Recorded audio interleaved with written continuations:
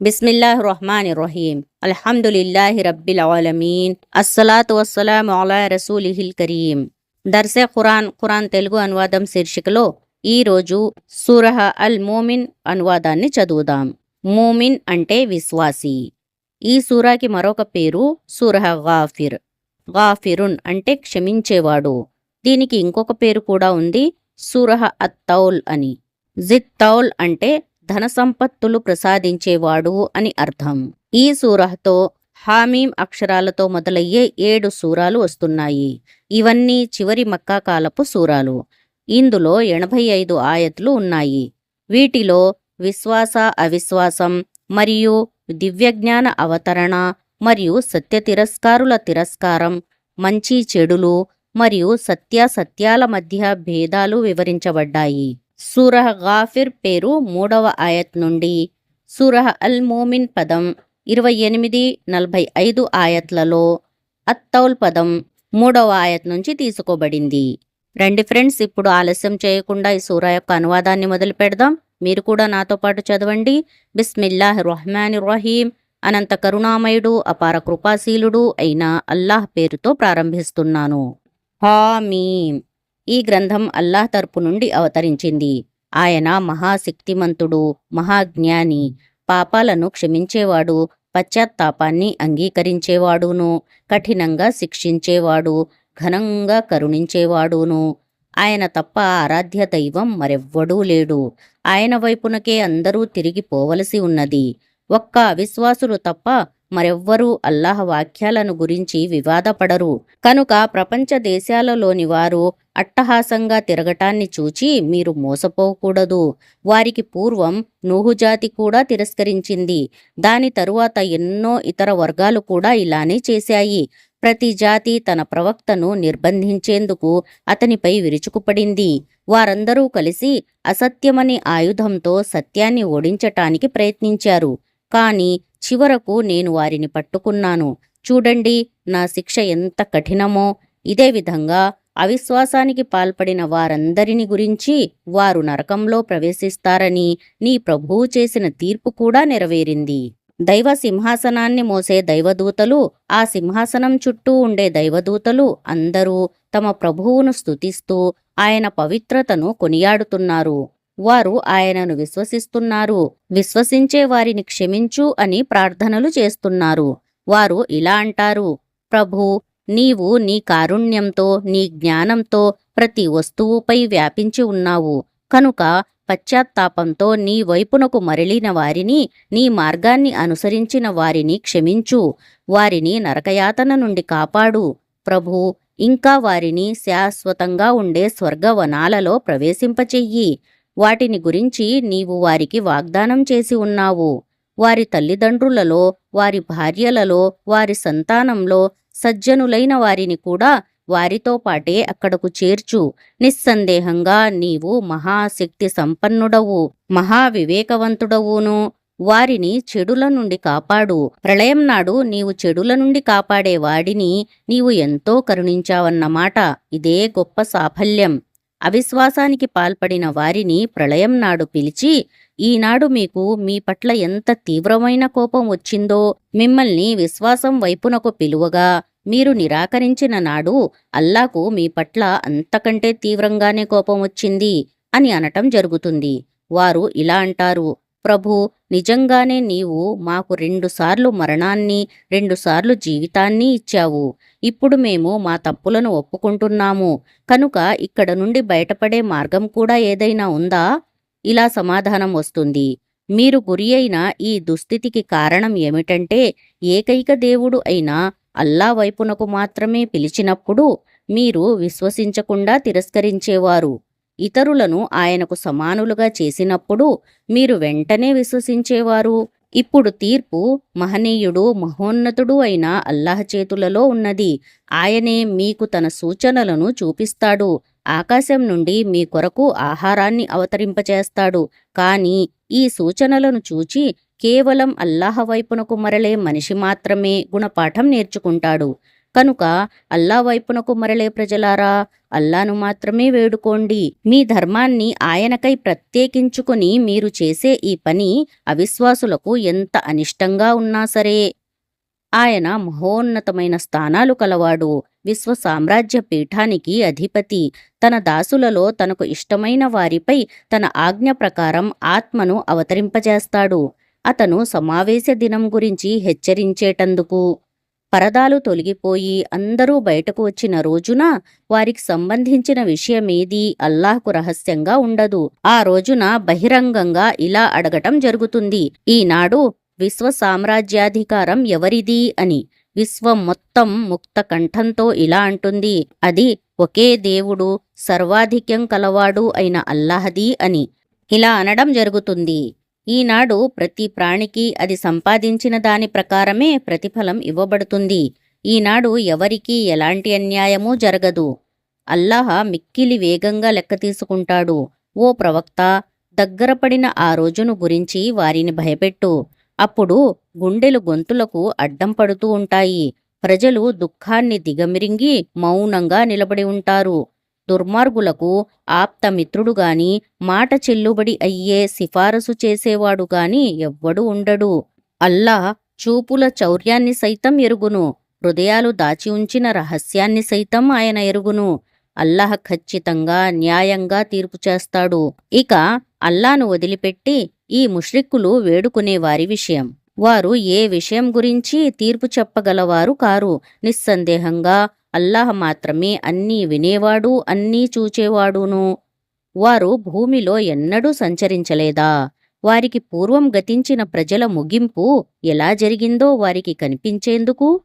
వారు వీరికంటే ఎక్కువ బలాఢ్యులు, వీరికి మించిన గొప్ప గుర్తులను భూమిపై వదిలి వెళ్లారు. కాని అల్లా వారి పాపాలకు గాను వారిని పట్టుకున్నాడు. అల్లా పట్టు నుండి వారిని రక్షించేవాడెవడూ లేకపోయాడు. వారి ముగింపు ఇలా ఎందుకు జరిగిందంటే, వారి వద్దకు వారి ప్రవక్తలు స్పష్టమైన సూచనలు తీసుకుని వచ్చారు. కాని వారు విశ్వసించకుండా వాటిని తిరస్కరించారు. చివరకు అల్లా వారిని పట్టుకున్నాడు. నిశ్చయంగా ఆయన అత్యంత శక్తిమంతుడు, శిక్షించటంలో కఠినుడును. మేము మూసా అలైహిస్సలాంను ఫిరౌన్, హామాన్, ఖారూన్ల వద్దకు మా సూచనలతో స్పష్టమైన నియమాధికారంతో పంపాము. కాని వారు ఇతడు మాంత్రికుడు, అసత్యవాది అని అన్నారు. తరువాత అతను మా వద్ద నుండి సత్యాన్ని వారి ముందుకు తీసుకురాగా వారు ఇలా అన్నారు: విశ్వసించి ఇతనితో చేరిపోయిన వారందరి కొడుకులను చంపండి, వారి కూతుళ్లను వదిలిపెట్టండి. కాని అవిశ్వాసుల పన్నాగం విఫలమే అయ్యింది. ఒకరోజు ఫిరౌన్ తన దర్బారు జనులతో ఇలా అన్నాడు: నన్ను వదలండి, నేను ఈ మూసాను చంపివేస్తాను. ఇతను తన ప్రభువును పిలుచుకోనివ్వండి. ఇతడు మీ మతాన్ని మార్చివేస్తాడేమో అని, లేదా దేశంలో సంక్షోభాన్ని రేకెత్తిస్తాడేమో అని నేను భయపడుతున్నాను. మూసా అలైహిస్సలాం ఇలా అన్నాడు: నేను లెక్కల రోజును విశ్వసించని ప్రతి దురహంకారి బారి నుండి కాపాడు అని నా ప్రభువును మీ ప్రభువును శరణు కోరాను. ఈ సందర్భంగా తన విశ్వాసాన్ని గుప్తంగా ఉంచిన ఫిరౌన్ జాతికి చెందిన ఒక విశ్వాసి ఇలా అన్నాడు: మీరు ఒక వ్యక్తిని కేవలం అతడు నా ప్రభువు అల్లాహ్ అని అన్నంత మాత్రాన్నే చంపేస్తారా? వాస్తవానికి అతను మీ ప్రభువు వద్ద నుండి మీ వద్దకు స్పష్టమైన సూచనలు తీసుకువచ్చాడు. ఒకవేళ అతను అబద్ధాలు చెప్పేవాడే అయితే అతని అబద్ధం స్వయంగా అతని మీదనే తిరిగి పడుతుంది.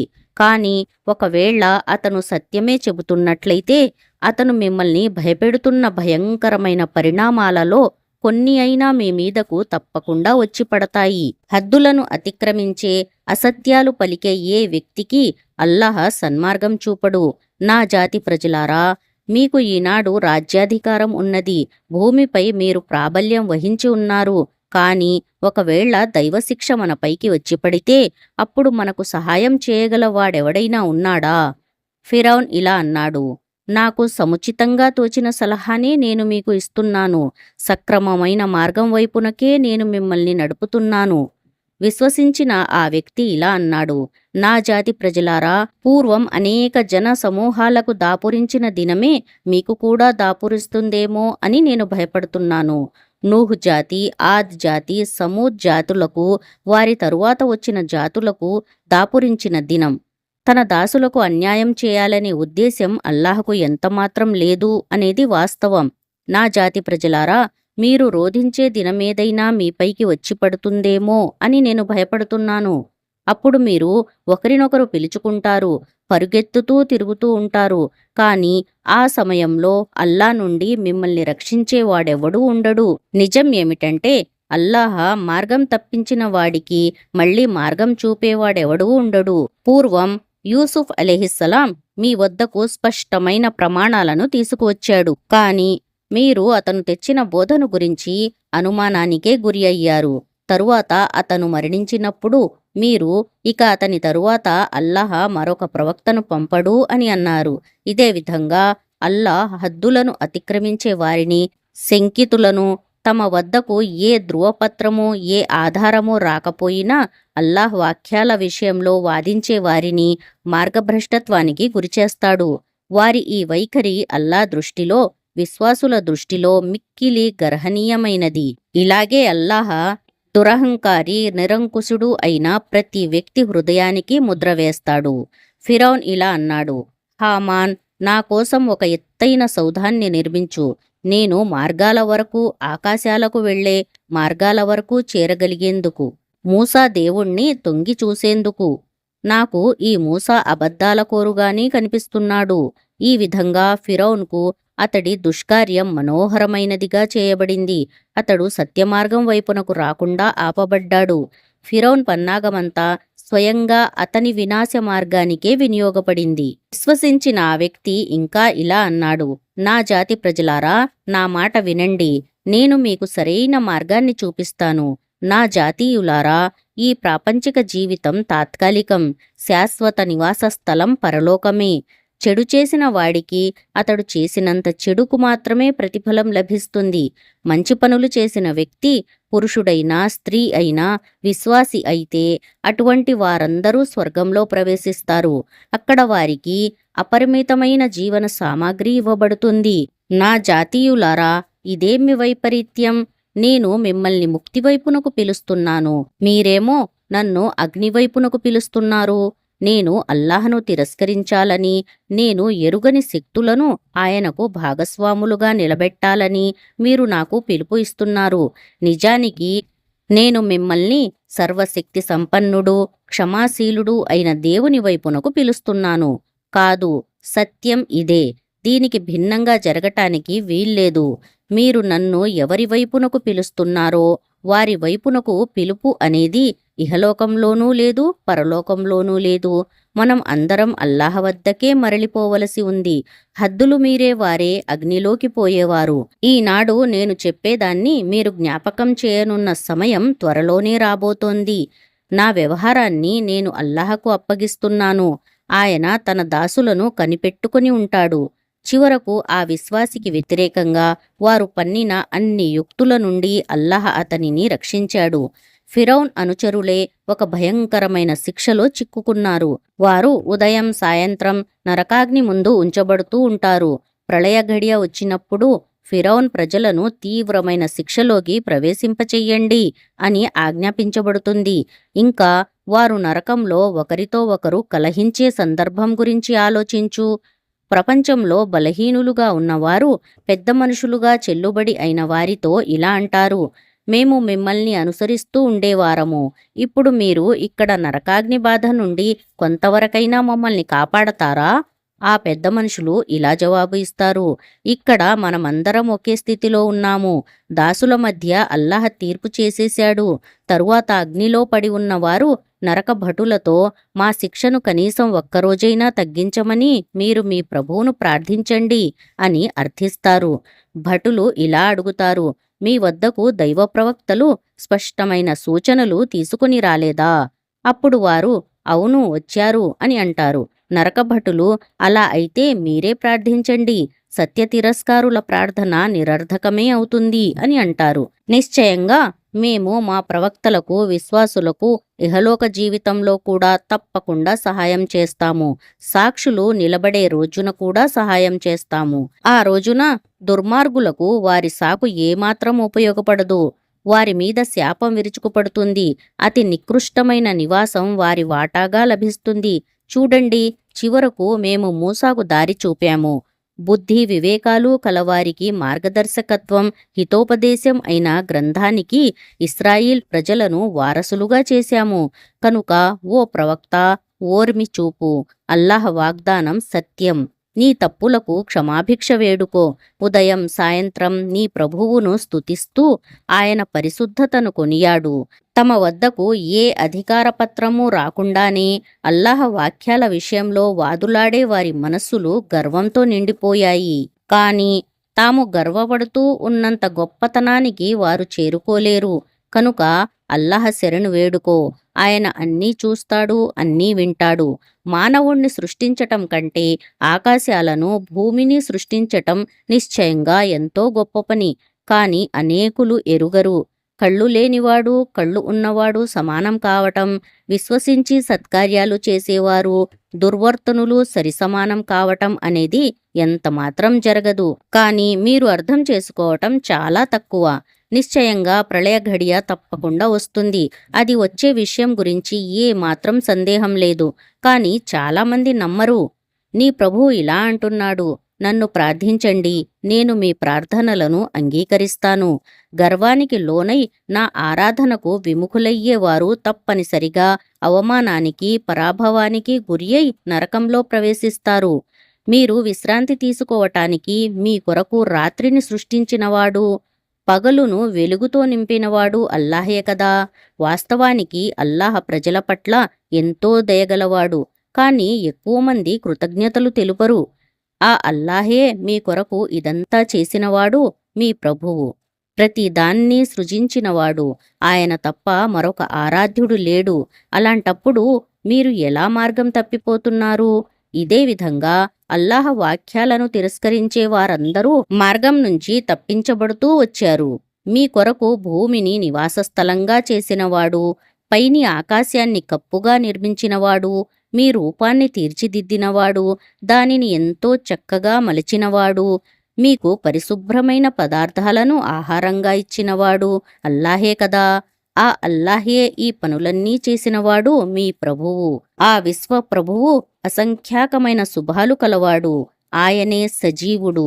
ఆయన తప్ప మరొక ఆరాధ్యుడు ఎవ్వడూ లేడు. ఆయననే మీరు వేడుకోండి. మీ ధర్మాన్ని ఆయనకే ప్రత్యేకం చేసి సకల ప్రశంసలు సర్వలోకాలకు ప్రభువైన అల్లాహకే చెందుతాయి. ప్రవక్త, వారితో ఇలా అను, అల్లాహ్ను కాదని మీరు వేడుకుంటున్న వారి ఆరాధన చేయకూడదని నన్ను వారించటం జరిగింది. నా ప్రభువు వైపు నుండి నా వద్దకు స్పష్టమైన సూచనలు వచ్చాయి. నేను ఈ పనిని ఎలా చేయగలను?